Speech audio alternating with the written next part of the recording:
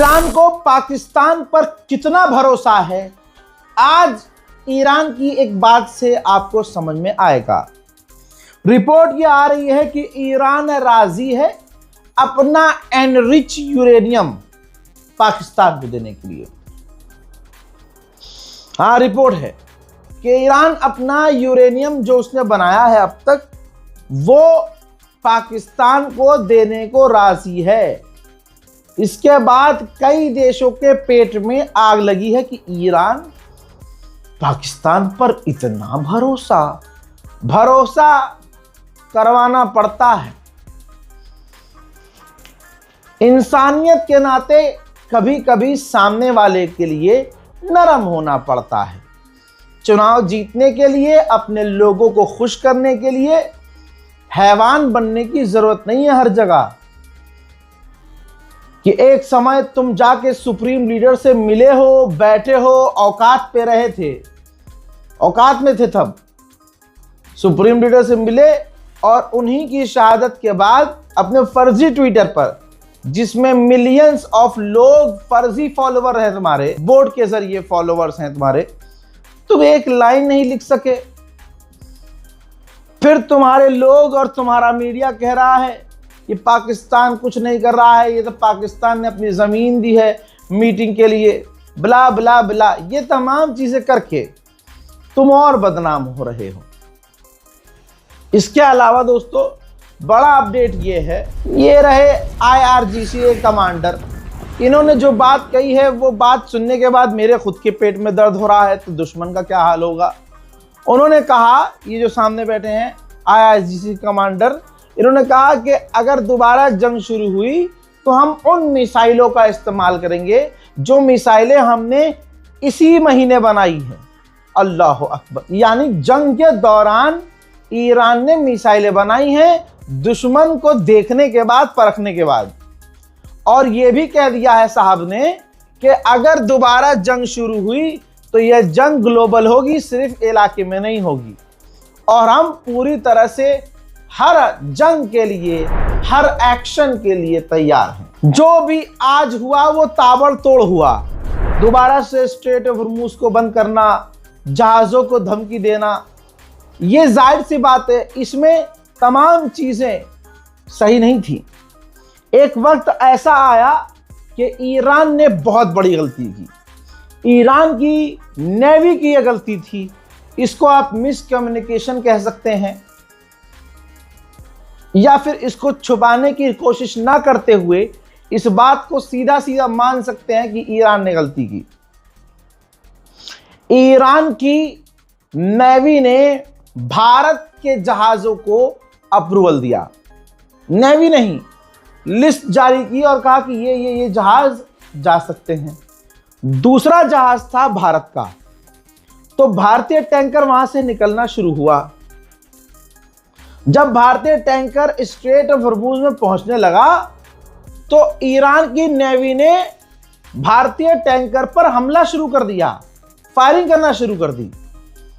भारतीय टैंकर ने बहुत क्लियर कहा कि सिपा नेवी, आप हम पर हमला कर रहे हैं, फायरिंग कर रहे हैं, जबकि लिस्ट जो जारी की है उसमें दूसरा नंबर हमारा है। आपने पहले हमें जाने की इजाजत दी और फिर हम पर हमला किया। वो ऑडियो सुनिए, आप देखिए।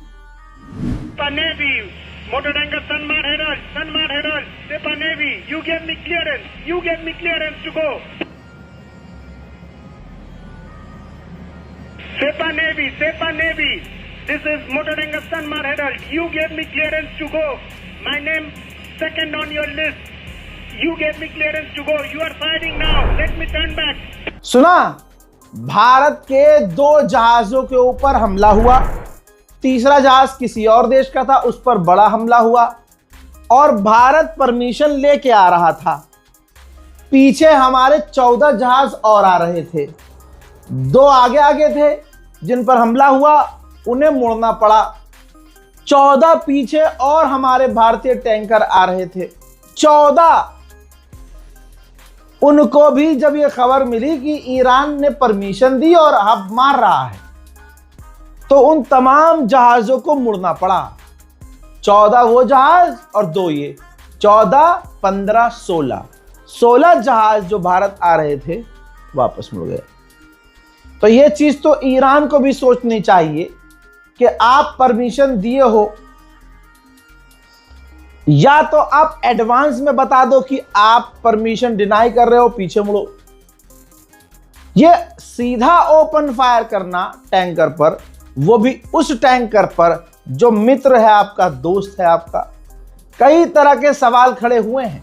यही वजह है कि भारतीय गवर्नमेंट ने ईरानियन एम्बेसडर को समन किया, बुलाया, सवाल किया, पूछा और उनसे पूरा ब्यौरा मांगा है कि पूरा हमें लिखित में दीजिए, बताइए जब आप परमिशन दे रहे हो, आप हमें अपना भाई बता रहे हो और फिर हमारे टैंकरों पर हमला कर रहे हो, एक्सप्लेन कीजिए। मामला इतना गंभीर हुआ कि भारत के विदेश मंत्रालय के द्वारा आधिकारिक स्टेटमेंट जारी किया गया और बताया गया कि हमने ईरान के एम्बेसडर को समन किया और मीटिंग करी, और मीटिंग के दौरान हमने उनसे कहा कि ईरान से कहो कि आपने तो हमें सेफ पैसेज दिया था, आपने हमें रास्ता दिया था, और भारत के व्यूज क्या हैं ईरान को लेकर हमने एम्बेसडर से कहा कि जाकर बताओ, उन्हें बोलो और बताओ। और हमने आलोचना की है जो हमारे जहाज पर, टैंकर पर ईरान ने हमला किया है, यह सीरियस कंसर्न है। हमने पहले ही कहा था कि हमारे जहाजों को सेफ पैसेज मिलना चाहिए और भारत को वो सेफ पैसेज ईरान ने दिया था, तो ये फिर हमला क्यों? उधर मेरे दोस्तों पॉप लियो ने कहा है कि मेरा कोई इंटरेस्ट नहीं है कि मैं डोनाल्ड ट्रंप से बहस करूं, मैं गॉड का मैसेज पहुंचाता रहूंगा, अपना काम करता रहूंगा। अब मंडे को मीटिंग का ऐलान कर दिया गया था, ईरान ने डिनाई कर दिया, अमेरिका ने फिर कहा, पाकिस्तान ने फिर कहा, लेकिन ईरान ने फिर यह बयान दिया है कि हम दोबारा बातचीत तभी करेंगे जब हमारी शर्तों को पहले माना जाएगा। नए सर्वे के मुताबिक अमेरिका की जो नई जनरेशन है, जो अभी वाली जनरेशन है, वो नेतन्याहू को सपोर्ट नहीं करती। इजराइल के प्रधानमंत्री नेतन्याहू की नीति के खिलाफ है अब अमेरिका की नई पीढ़ियां। इस जंग को हर हाल में अमेरिका ही बढ़ा रहा है, क्योंकि असल में वो चाहता है कि कहीं तो मेरी जीत दिखे, वो दिख नहीं रही। अब उसका प्लान ये है कि समुद्र में, दुनिया में कहीं भी ईरान के जहाज हों, टैंकर हों, उन पर चढ़कर उन्हें जब्त कर लिया जाए। जाहिर सी बात है ये तो और खतरनाक है भाई। वहां जहां टैंकर तुम ईरान का पकड़ोगे, वहां भले ही ईरान की नेवी ना हो, लेकिन स्ट्रेट ऑफ हॉर्मुज में तो ईरान उसका बदला लेना शुरू करेगा। गुलाबी सुअर को बस ये सुनना है कि हाँ जी अमेरिका जीत गया है, इसीलिए तो हर दिन जीत का ऐलान कर रहा है, और असलियत में कुछ और हो रहा है। ट्रंप जो ऐलान करता है, ईरान किलस कर उस पूरे मामले को खराब कर देता है। जैसे ही वो जीत का ऐलान करने लगता है कि सीज फायर हो गया है, मतलब ईरान ने स्ट्रेट ऑफ हॉर्मुज खोला, इसने 50 बातें अपने मन से कर दी कि हमने यूं कर दिया तो ईरान डर गया और ईरान ने गेट खोल दिया, रास्ता खोल दिया। हमने ईरान की नेवी खत्म कर दी, ईरान लड़ नहीं सकता है, ईरान औकात में आ गया है, ऐसी सी बातें कही। ईरान ने कहा अच्छा, ईरान ने जवाब तो कुछ नहीं दिया, ईरान ने स्ट्रेट ऑफ हॉर्मुज फिर से बंद कर दिया। यह अमेरिका की बौखलाहट है, हार की बौखलाहट है। उसे बस ये जीतता हुआ दिखाना है अपने आप को, लेकिन वो जीतता हुआ दिखा नहीं सकता क्योंकि ईरान भी पक्का है। उधर इराक से आ रही है फिर से खबर, इराक के अंदर कुर्दिश लड़ाकों के ऊपर एक बार फिर से हमले हुए हैं। कहा जा रहा है कि ईरान समर्थक ग्रुप ने इराक में कुर्दिश लड़ाकों के ऊपर हमले किए।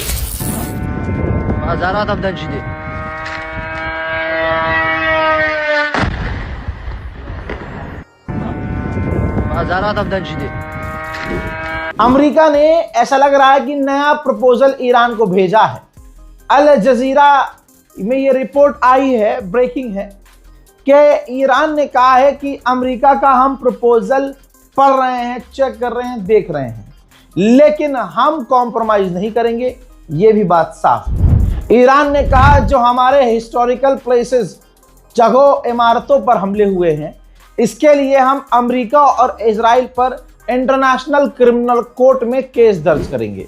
उधर ईरान ने फाइनल ऐलान किया है और कहा है कि जब तक ये पूरी जंग खत्म नहीं हो जाती जड़ से, तब तक स्ट्रेट ऑफ हॉर्मूज हमारे हाथों में रहेगा। ईरान की नीति को जो ट्रंप अपनाना चाह रहा था, वो नीति ईरान ने लागू कर दी है और ईरान की नेवी ने ऐलान किया है बाबा। और कोई ये नहीं कह सकता कि देखो कितने लालची हैं, कल तक तुम भी तो यही कर रहे थे। और भाई तुम्हारे मुल्क में तो होता है, नितिन गडकरी जी नहीं करते, एक रोड पर 4 बार टैक्स, 4 बार टोल, ईरान तो 1 बार लेगा। ईरान की नेवी ने कहा कि स्ट्रेट ऑफ हॉर्मूज से वो टैंकर बड़े आसानी से निकलेंगे जो हमको पैसा देंगे। पैसा बाप बड़ा ना भैया, सबसे बड़ा रुपया। और सुनिए आगे ईरान की नेवी ने क्या कहा। ईरान की नेवी ने कहा कि जो हमें पैसा देगा उनको हम लिस्ट में ऊपर रखेंगे, निकलने देंगे जल्दी पहले, और उनकी पूरी सिक्योरिटी हमारी होगी। हम उनको सिक्योरिटी देंगे, उनको गार्ड करेंगे, हमारी नेवी उनको घेर कर वीवीआईपी की तरह निकालेगी। और जो हमको पैसा नहीं देगा वो डिले फेस कर सकता है, लंबा समय इंतजार करना पड़ेगा। और अगर जो हमसे जिद पे आएगा वो स्ट्रेट ऑफ हॉर्मूज में डिस्ट्रॉय कर दिया जाएगा। सोच लीजिए 50 दिन की जंग में $50 बिलियन तेल का नुकसान हो चुका है। हर दिन $1 बिलियन का तेल ईरान ने दुनिया का बर्बाद किया है। ईरान की जंग आप बताओ हकीकत में दुनिया पर भारी पड़ रही कि नहीं। उधर डोनाल्ड ट्रंप अपने टॉप मिलिट्री कमांडर की मीटिंग बुलाने वाला है। एक्सपर्ट कह रहे हैं कि अगर ईरान से डील नहीं होती है तो फिर अमेरिका और ईरान की जंग दोबारा शुरू होगी।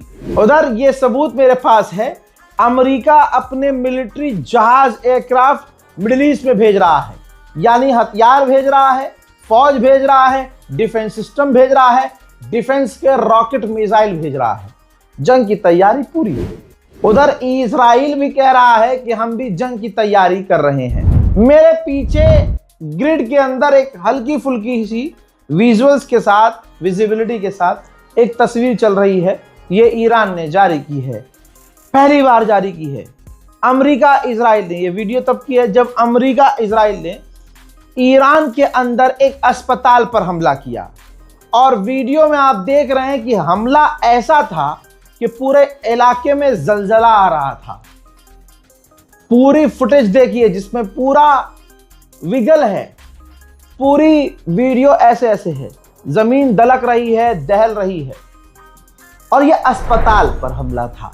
ईरानी ऑफिशियल ने डोनाल्ड ट्रंप के मुंह में थूका है, ये देखिए। कहा है कि जीरो एनरिचमेंट की बात, यूरेनियम ट्रांसफर की बात और पूरा हॉर्मूज खोल देने की बात, ये जो बातें डोनाल्ड ट्रंप के द्वारा कही जा रही हैं, ये पूरी तरह से फेक न्यूज है और उसका ये अप्रैल फूल है। वो अप्रैल फूल बना रहा है दुनिया। अब तो हालत ऐसी है कि हर दिन सुबह होते होते हमें ये खुशी होती है कि चलो भाई जंग खत्म हुई, अल्लाह का शुक्र है, अब मामला इतना टाइट नहीं है, बयानबाजी होगी, कोई दिक्कत नहीं, घर चलते हैं। जैसे ही सामान पैक करता हूं वैसे कुछ हो जाता है। ये सोने नहीं दे रही जंग मुझे, और ना आपको सोने दे रही है। 50 दिन हो चुके हैं। रजाग्राफी टीम, आप इस बात के गवाह हैं। 50 दिन की पूरी जंग को 24-24 घंटे कवर किया है। एक अकेला एंकर हूं, मेरी टीम चलिए है एडिटिंग करने के लिए, न्यूज वेरिफिकेशन के लिए, तमाम चीजें हैं, लेकिन एंकर अकेला मैं ही हूं। क्या क्या तकलीफों से गुजरा हूं आपको पता है। अभी भी ऐसी बहुत तकलीफें हैं जो मैं आपको बता नहीं रहा हूं। बस थोड़ा तरस खाइए और दुआ में अपने याद रखिए। दुआ में याद रखेंगे तो हिम्मत आती रहेगी, क्योंकि मेरा मानना यह है कि मेरी सबसे बड़ी ताकत आपकी दुआएं हैं। फिलहाल की इस रिपोर्ट में इतना ही। जय हिंद।